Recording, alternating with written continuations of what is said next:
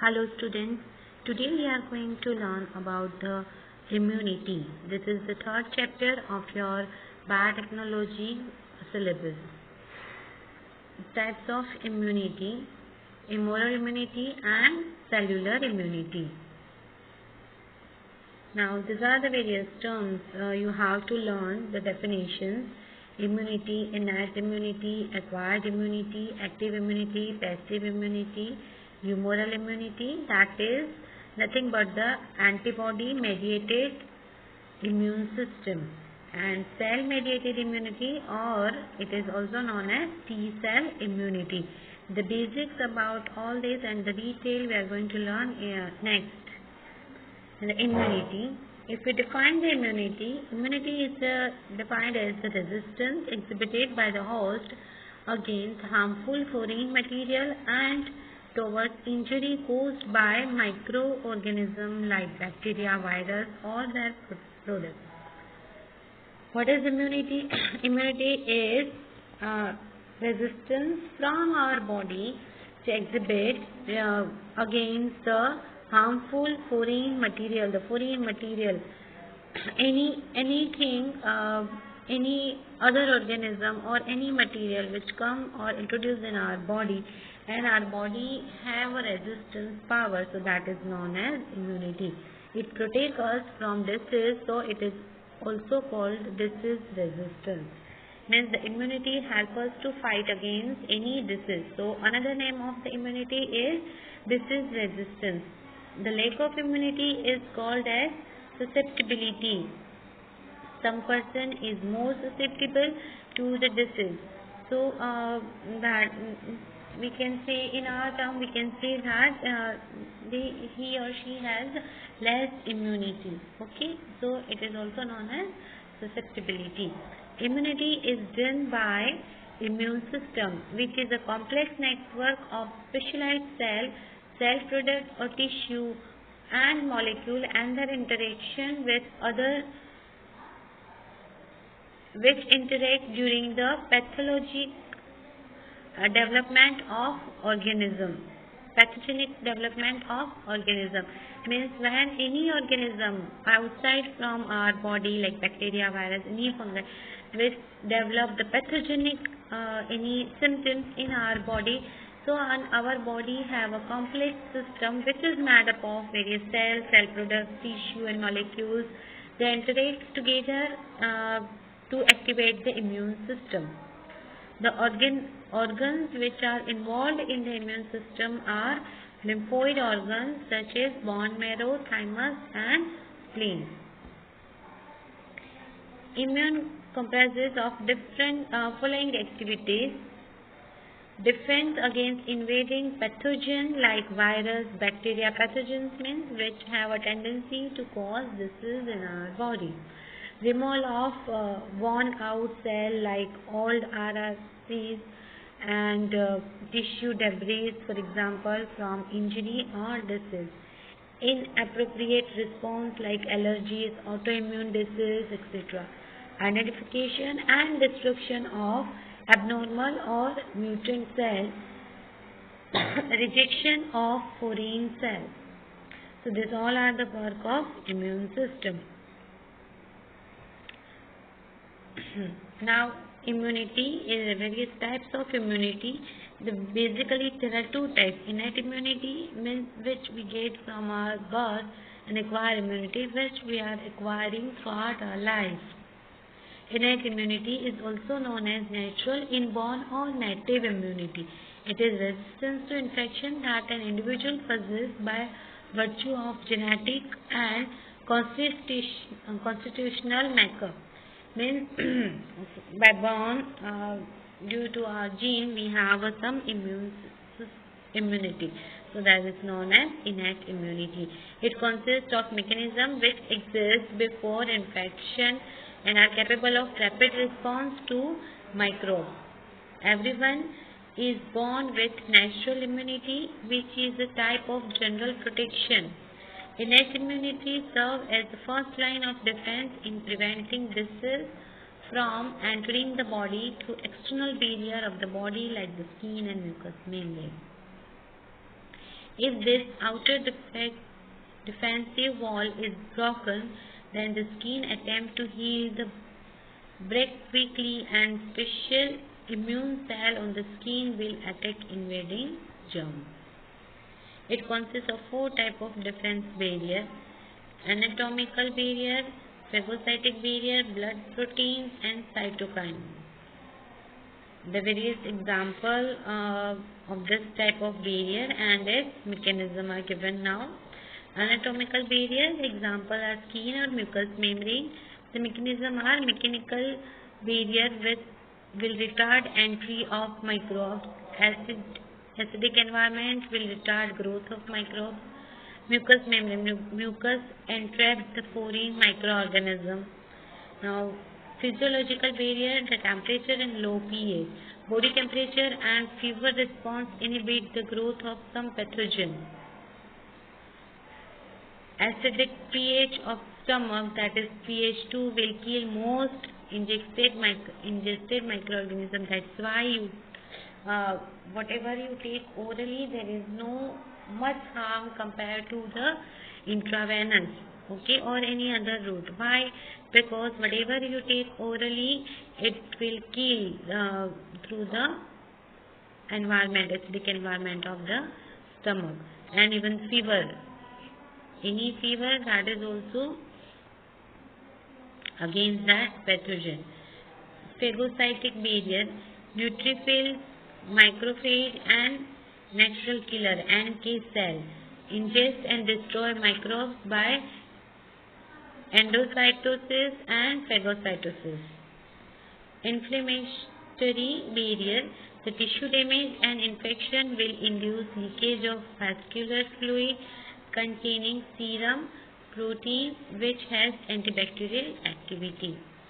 Now, innate immunity, there are 3 levels of the innate immunity: species immunity, racial immunity and individual immunity. Species immunity, the first of all. Species immunity or species resistance is that in which a disease affecting one species will not affect the other species. For example, humans are not affected by cattle plague, chicken cholera, infectious horse anemia, etc. Similarly, animals are not affected by human diseases like enteric fever, scarlet fever, syphilis, gonorrhea, measles, etc. The humans are quite susceptible to some skin disease while animals are resistant to it because they have more hair and thicker hide. Okay, so here they are giving the example that the many species, like species to species, there is a variation in the disease condition, means immunity. There is because that is only the difference in the immunity. Some diseases are more in the human, some are more in the animal. So that difference is due to the species immunity difference. Now, racial immunity. Racial immunity or the racial resistance is that in which various races or breed exhibit marked difference in the resistance to the infection disease.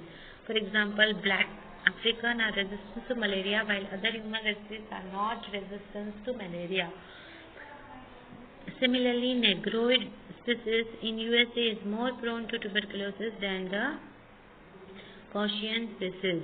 Means here there is a difference from on our full earth, there is a difference between place to place. The immunity of some community is different. Individual immunity. Individual immunity is very specific for each and every individual without being affected by having some racial background and opportunity for exposure. For example, children are more susceptible to disease such as measles and chickenpox, while aged individuals are susceptible to other diseases like pneumonia. In the same individual, there is a difference in the immunity from its age to age. If he is or she is as a child, in the child condition, then they are susceptible to specific diseases, and at a younger age, they are susceptible to specific disease. Okay, this variation is due to the variation in immunity. Now, all are clear with the concept of innate immunity, innate or natural immunity. That is, keep in your mind that it is from by birth we are getting the immunity or the power of resistance against the disease is by born. Now next is acquired immunity. Acquired immunity is also called as specific or adaptive immunity, that we are adapting to our life. It is defined as the immunity which is developed by host in its body after exposure to a suitable antigen or after transfer of antibody or lymphocytes. Means acquired immunity we acquire through the two routes. One is after exposure of suitable antigen. Once in our full life, once if we expose to one specific antigen, so we that the same antigen when it comes next time we have a well developed immunity in our body to fight against it. And another one is transfer of antibody or lymphocytes from the other person to the host. Either that we can develop either in the, from the animal or from the other human being. It develops as the people are exposed to disease or immunized against disease through the vaccination. This transfer of antibody is the same as vaccination. What are vaccination? In the vaccine, or through the vaccine also we are providing the antibody of that specific disease. Acquired immunity begins by the recognition of foreign antigen and the response to this recognition. Means what is that acquired immunity? Once that antigen comes in our body or introduced in our body, so that some antibody is produced and they recognize the same one. And in throughout our lifetime, when it comes again, we have a well-developed antibody. And the response to this recognition, first our antibody recognize that foreign antigen and they respond to it and prevent the disease. It shows the following four characteristic features which will distinguish it from the innate immunity: specificity, diversity, immunological memory, and recognition between self and non-self. Okay, these are the main specific points which distinguish this innate immunity and acquired immunity. What are the special character of the acquired immunity? First is the specificity. Means what? Acquired immunity is highly antigenic specific as it acts against a particular microbial pathogen or foreign particles, and immunity to this antigen will not give resistance to others. Means we have a specific antibody for the specific antigen or specific pathogenic microorganism. Diversity. The acquired immunity system creates huge diversity in its recognition molecules. As a consequence, it is able to specifically recognize billions of different structures on foreign antigen. In our body, we have a capacity to recognize different types of different structure of foreign antigens. Means foreign antigen includes all the type of microorganisms, bacteria, virus, fungi, any other species. Okay, so we have that capacity to recognize different structure, that is known as diversity. Immunological memory. When the acquired system has recognized and respond to an antigen, then it is able to respond that antigen more quickly and strongly, followed by subsequent exposure.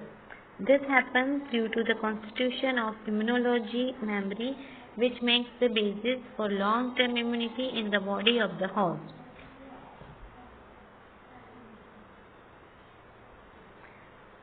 Okay, next is recognition between self and non-self.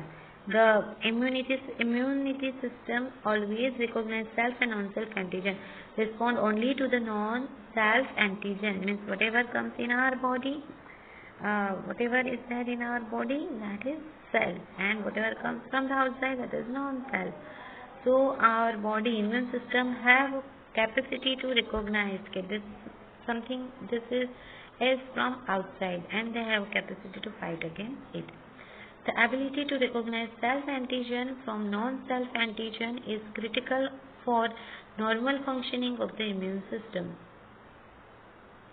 The failure of this feature will result in autoimmune disorder in the host. Maybe you are aware with the many autoimmune disorders like rheumatoid arthritis, includes this autoimmune disorders. Okay, so in that case, we don't have they don't have a recognized capacity. Okay, this is from our body or from the outside, and they are going to fight against that self molecule, and they are going to destroy the self molecule. So this is the biggest problem known as autoimmune disorders. Now, types of acquired immunity. Acquired immunity is of two types: active immunity and passive immunity. Active immunity is induced either by natural exposure to a pathogen or by vaccination. It is categorized into two types: naturally acquired, artificially acquired active immunity. This type of active immunity is acquired through the natural infection which is caused by bacteria and viruses. Artificially acquired immunity, this type of active immunity is provided through vaccination or through administration of toxoids. Toxoids are the preparation of toxins which are non-toxic in nature, whereas vaccines are killed or live attenuated microorganisms. There is a big difference between vaccine and toxoids. Toxoids are preparation of toxins which are non-toxic in nature. They are not toxic. That is known as toxoids. And vaccines are killed or live attenuated. Attenuated, that means we have killed a pathogenic capacity. So they help, all these toxoids and vaccines are help to build the antibody in our body. And with the help of that, with the introduction of this in our body, they have a capacity to build the antibody. Okay, and the next time same antigen when it comes with the capacity to that specificity and diversity, that memory, again that antibody will produce and fight against it. Natural acquired immunity, that means natural exposure, and artificial means artificially we are exposing that specific antigen in our body. Now these are the type of active immunity. Next is passive immunity. Passive immunity is achieved by transfer of immune products such as antibody or sensitized T cell from an immune individual to non-immune individual. It is of two types: naturally and again artificially acquired passive immunity. Passive immunity means what? What is the difference between active and passive? In active, the same activation, directly it activates, and in the case of passive, we introduce antibody. Here there is inactive, there is introduction of pathogens. Here the introduction of antibody. Naturally acquired means this immunity is acquired transplacental transfer of immunoglobulin G from mother to the fetus. Immunoglobulin G antibody produced in the mother will cross the placenta and protect the fetus up to the 6 months. That is called naturally acquired passive immunity, transfer of immunoglobulin. Artificially acquired passive immunity, this type of immunity is induced through administering specific antibody or antisera from one individual to another non-immunized individual for a particular antigen. Artificially acquired immunity, that means we are administering the specific antibody or antisera from one individual to another individual. Here in the natural, that means from the mother to the fetus, and here artificially, that means from one individual to another individual, same as this naturally acquired active immunity and artificially acquired active immunity. Now, the difference between the active immunity and passive immunity. Produced actively by the immune system of the host. Active. Passive immunity produced passively by the immunization of the host. Antibody produced is induced by infection or by immunogens. Antibody are not produced but directly transferred in the case of passive. Active immunity involves both cell-mediated and human-mediated. Passive immunity is due to the presence of ready-made antibody. Natural active immunity is by clinical infection. Natural passive immunity is by transfer of antibody through placenta. Artificially active immunity is induced by vaccination. Artificial passive immunity is induced by infection of antibody. A tag period is present. Here the a lag period is present. Here the lag period is absent. Active immunity is effective only after the lag period. Passive immunity is immediate mediated since lag period is absent here. Active immunity is durable. Passive immunity is not only transient. Active immunity offers effective protection against microorganisms. Passive immunity is less effective in offering complete protection. Immunological means because why complete protection? It is only time being. That's why. In active immunity, the absence subsequent doses with the antigen causes booster effect. In the passive immunity, the subsequent doses is less effective due to the immune elimination. Negative phase may occur in active immunity. Negative phase is absent here. Example of active immunization: BCG, cholera, TB vaccine, GTP vaccine, smallpox vaccine, polio vaccine.